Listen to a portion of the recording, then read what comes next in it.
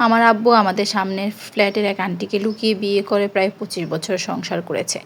শুধু তাই না, সেই সংসারে দুটো মেয়ে ছিল। সবচেয়ে ভয়ের বিষয় কি জানেন? আম্মু সব জানতো, তবুও কখনো ঝগড়া করেনি, কাউকে কিছু বুঝতেও দেয়নি। কিন্তু আম্মুর 50তম জন্মদিনে সে এমন একটা কাজ করেছিল যেটার পর আমাদের পুরো পরিবারটাই বদলে গিয়েছিল।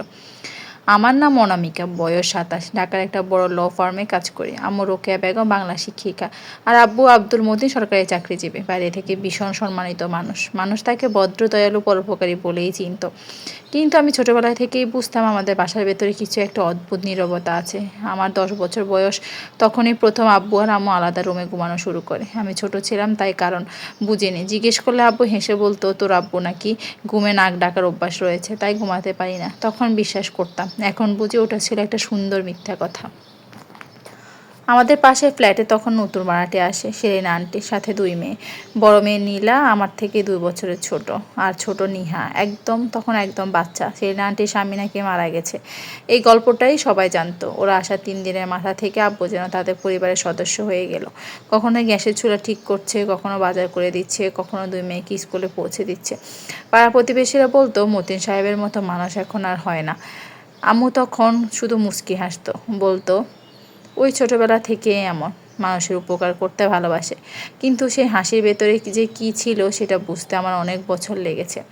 নীলা যখন কলেজে উঠলো, আব্বু তাকে একটা দামি ল্যাপটপ কিনে দিল। আমাকে কখনো এত দামি কিছু দেয়নি। আম্মু একদিন খুব স্বাভাবিক গলায় জিজ্ঞেস করেছিল, তুমি তো নিজের মেয়ের জন্য এত ভাবো না? আব্বু তখন খবরের কাগজ পড়তে পড়তেই বলেছিল, আরে মেয়েগুলো তো বাবা নেই, একটু দেখাশোনা করলে সমস্যা কী? কথাটা এমনভাবে বলেছিল যেন পরিবারের সবচেয়ে স্বাভাবিক ব্যাপার। আম্মু আর কিছুই বলেনি। সেদিন রাতে আমি দেখেছিলাম আম্মু রান্নাঘরে একা দাঁড়িয়ে মাছ কাটছে। অদ্ভুত নিয়মভাবে বটি নামাচ্ছিল, টক টক টক। তার মুখে কোনো অভিব্যক্তি ছিল না। আমি ভয় পেয়ে গিয়েছিলাম।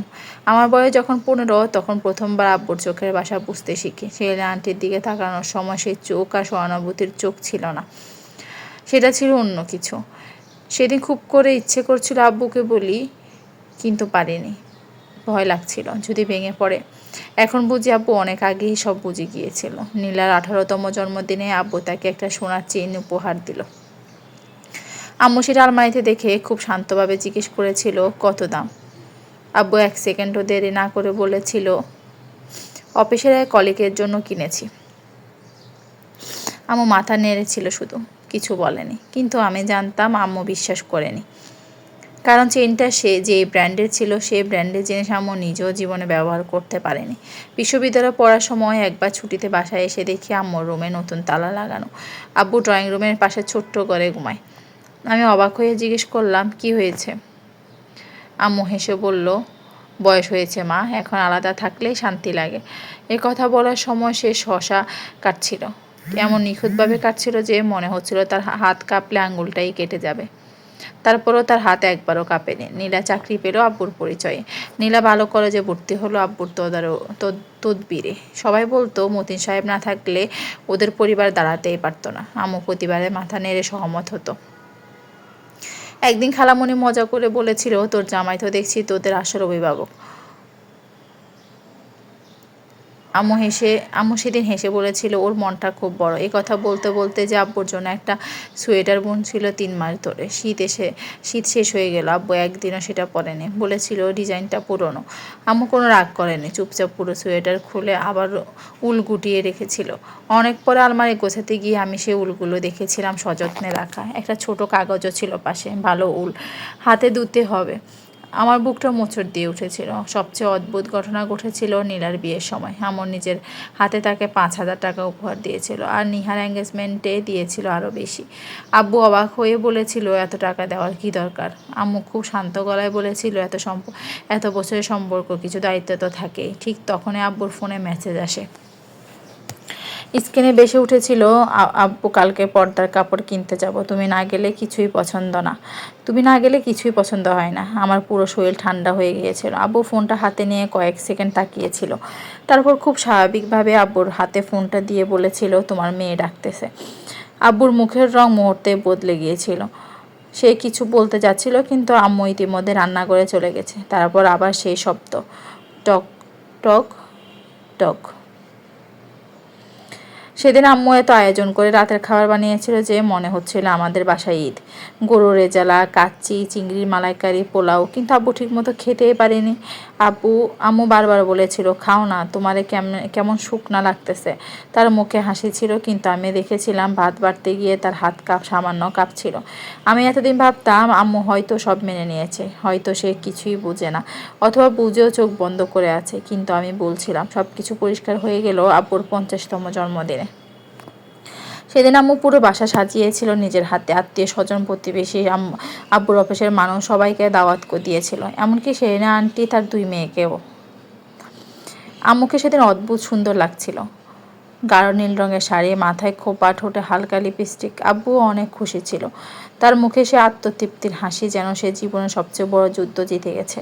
দুটো পরিবার, 50 বছরের গোপন সম্পর্ক, 25 বছরের গোপন সম্পর্ক, কোনো ঝামেলা ছাড়া সামনে রাখার বিজয় হাসি। কিন্তু সে জানতো না আম্মু সেদিন এত সুন্দর করে সব সাজিয়ে শুধু একটা মুহূর্তের জন্য। একটা এমন মুহূর্ত, সেটার পর আমার জীবন আর কিছুই আগের মতো থাকেনি। হঠাৎ করে আব্বু ড্রয়িং রুমে মাঝখানে গিয়ে দাঁড়ালো। তারপর চামচ নিয়ে ধীরে ধীরে গ্লাসে টোকা দিল। টিং টিং। পুরো বাসা মুহূর্তে চুপ হয়ে গেল। যে যেখানে ছিল সেখানেই থেমে গেল। আত্মীয় স্বজন, প্রতিবেশী, আব্বুর অফিসের কলিগ সবাই তাকিয়ে আছে আম্মুর দিকে। আম্মুর মুখে অদ্ভুত শান্ত একটা হাসি, কিন্তু সে শান্তি দেখে আমার বুক কেঁপে উঠল। সে ধীরে ধীরে বলল, আপনারা সবাই আসছেন, অনেক ধন্যবাদ। আজকে শুধু আমার 50 বছর পূর্তি না, আজকে আরেকটা বিশেষ দিন। আজকে আমি আমাদের একটা গল্প শোনাবো, একজন ভীষণ ভালো মানুষের গল্প। আব্বু তখনও হাসছিল, হাতে জুসের গ্লাস। সে হেসে বলল, আরে রোকেয়া, এসব আবার কি? মানুষজন খেতে আসছে, তুমি আবার গল্প শুরু করলা নাকি? চারপাশে হালকা হাসির শব্দ উঠল, কিন্তু আম্মু হাসলো না। সে ধীরে ধীরে আব্বুর দিকে তাকালো। সেই দৃষ্টি আমি জীবনে কোনোদিন ভুলবো না। মনে হচ্ছিল এত বছরে জমে থাকা ঘৃণা, অপমান, অভিমান সব একসাথে চোখ দিয়ে বের হচ্ছে। তারপর খুব স্পষ্ট গলায় বলল, গল্পটা তোমাকে নিয়ে মতিন সাহেব। 25 বছর ধরে দুটো সংসার চালানো একজন অসাধারণ অভিনেতার গল্প। পুরো ঘর জমে গেল।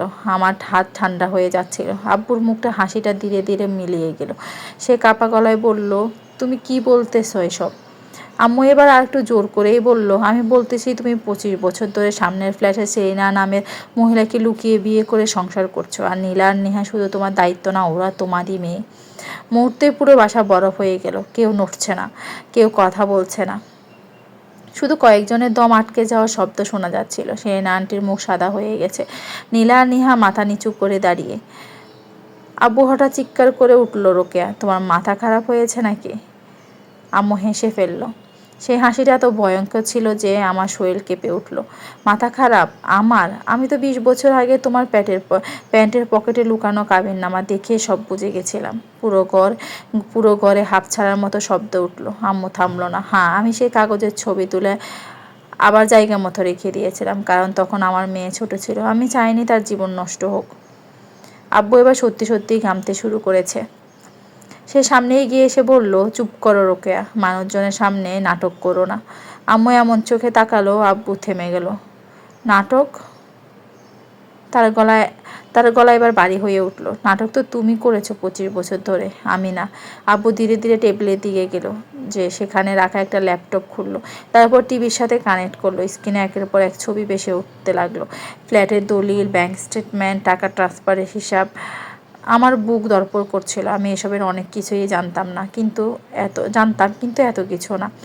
আম্মু বলল, আপনারা দেখেন, এই যে ফ্ল্যাটগুলো সব নীলা আর নেহার নামে, কিন্তু টাকা গেছে আমার অ্যাকাউন্ট থেকে, আমার চাকরির বেতন, আমার বাবার রেখে যাওয়া জমি বিক্রির টাকা। আত্মীয়দের মধ্যে ফিসফাস শুরু হয়ে গেছে। আব্বু দৌড়ে এসে ল্যাপটপ বন্ধ করতে চাইলো। আমি উঠে দাঁড়ালাম। হাত দিবেন না। আমার নিজের গলা শক্তি শুনে আমি নিজে অবাক হয়ে গিয়েছিলাম। আব্বু এবার ড্রয়ার থেকে একটা ফাইল বের করলো। আর এটা কি জানেন? মতিন সাহেবের নিজের হাতের লেখা স্বীকারোক্তি। নীলা জন্মানোর পর লিখেছিল, যদি তার কিছু হয় তাহলে যেন মেয়েরা সম্পত্তি পায়। আব্বু এবার বসে পড়লো সোফায়। মনে হচ্ছিল তার শরীর থেকে সব শক্তি বের হয়ে গেছে। আম্মু এবার নীলা আর নিহার দিকে তাকালো। তার গলাটা হঠাৎই নরম হয়ে গেল। তোদের উপর আমার কোনো রাগ নেই মা, তোরা কারো পাপ নিয়ে জন্মাস নাই, দোষ তোদের না। নীলা হাওমা করে কেঁদে ফেললো, কিন্তু পরের কথাটা পুরো ঘর আবারও নিস্তব্ধ হয়ে গেল। কিন্তু আমার মেয়ের হক আমি কাউকে নিতে দিব না। হঠাৎ আব্বু চিৎকার করে উঠলো, আমি কি অন্যায় করেছি? ইসলামে 4টা বিয়ে জায়েজ। আম্মু চুপ করে তার দিকে তাকিয়ে রইল। সে নীরবতা শব্দের থেকেও ভয়ঙ্কর ছিল। তারপর ধীরে ধীরে বলল, ইসলাম ন্যায় বিচারের কথাও বলেছে, তুমি কি সেটা করেছো? আব্বু কোনো উত্তর দিতে পারলো না। আম্মু এবার একটা বড় খাম বের করে আব্বুর গায়ে ছুঁড়ে মারলো। এটা ডিভোর্সের নোটিশ, আর একটা হিসাব। কত বছর ধরে আমার অ্যাকাউন্ট থেকে টাকা সরাইছো, পুরো ঘরে যেন কেউ বোমা ফাটিয়েছে। আব্বু থামলো না। আর শিরিনার নামে যে ফ্ল্যাট লিখতে চাইছিলা, সেটা 5 বছর আগে আমি নিজের নামে করে নিয়েছি। তুমি ভাবছো তুমি অফিসের কাগজে সই করতেছো, আসলে আমি কাগজ পাল্টে দিয়েছিলাম। আব্বু স্পষ্ট দেখলাম আম্মুর ঠোঁট কাঁপছে। সে পিস করে বলল, তুমি এত কিছু করলা? আম্মু এবার প্রথমবারের মতো ক্লান্ত দেখালো। সে আমার দিকে তাকিয়ে বলল, করতে হয়েছে। আমার মেয়ের দাঁড় করানোর জন্য অপেক্ষা করেছিলাম। ও আইন পড়ুক, নিজের পায়ে দাঁড়াক, তারপর আমি হিসাব চাইবো। আমার চোখ ভিজে যাচ্ছিল। আম্মু এত বছর একা একা এই আগুন বুকে নিয়ে বেঁচেছে, কেউ টেরও পায়নি। তারপর সে চারপাশে তাকিয়ে বলল, দাওয়াত শেষ, নাটকও শেষ। এখন থেকে এ বাসায় শুধু আমি আর আমার মেয়ে থাকবো। আব্বু হঠাৎ দাঁড়িয়ে চিৎকার করে বলল, আমি তো ওদের শেষ করে দেব। আমি এবার সামনে গিয়ে দাঁড়ালাম। জীবনের প্রথমবার আমি আব্বুকে ভয় পাইনি। ধীরে ধীরে বললাম, বাবা, আমি কিন্তু শুধু আপনার মেয়ে না, আমি একজন আইনজীবীও। আপনার অফিসে দুর্নীতির ফাইল যদি দুদকে যায়, তাহলে বাসার চেয়ে জেলের রুমটাই বেশি চিন্তা করতে হবে। আব্বু স্থির হয়ে গেল। পুরো মানুষটা যেন কয়েক মিনিটে বুড়ো হয়ে গেছে। সেদিন রাতে আব্বু, সেনা আন্টি আর তার 2 মেয়ে বাসা ছেড়ে চলে যায়। যে মানুষটা ভাবত পুরো জীবনটাই তার নিয়ন্ত্রণে, শেষ পর্যন্ত সে একটা ব্যাগ নিয়ে বের হয়ে গিয়েছিল। সবাই চলে যাওয়ার পর আম্মু ধীরে ধীরে সোফায় বসলো। তারপর খুব স্বাভাবিক গলায় আমাকে বলল, 1 কাপ আদা চা বানিয়ে দিবি মা? আমি রান্নাঘরে যেতে যেতে পেছনে তাকিয়েছিলাম। আম্মু আয়নার দিকে তাকিয়ে বলল, আয়নার দিকে তাকিয়েছিল, তার চোখে পানি ছিল না, শুধু অদ্ভুত শান্তি ছিল। অনেকদিন পর প্রথমবার মনে হচ্ছিল আম্মু নিঃশ্বাস নিতে পারছে। পরে শুনেছি আব্বু নাকি এখন ভাড়া বাসায় থাকে। মানুষ দেখলে রোকেয়া বেগমের বাড়ি বুদ্ধির গল্প করে। আর আম্মু আমাকে একটা জিনিস শিখিয়েছে, সব যুদ্ধ চিৎকার করে জেতা যায় না, কিছু যুদ্ধ জিততে লাগে অসীম ধৈর্য আর ঠান্ডা মাথা। ছোট্ট এই গল্পটা আপনাদের কেমন লেগেছে প্লিজ কমেন্ট করে জানাবেন। থ্যাংক ইউ সবাইকে।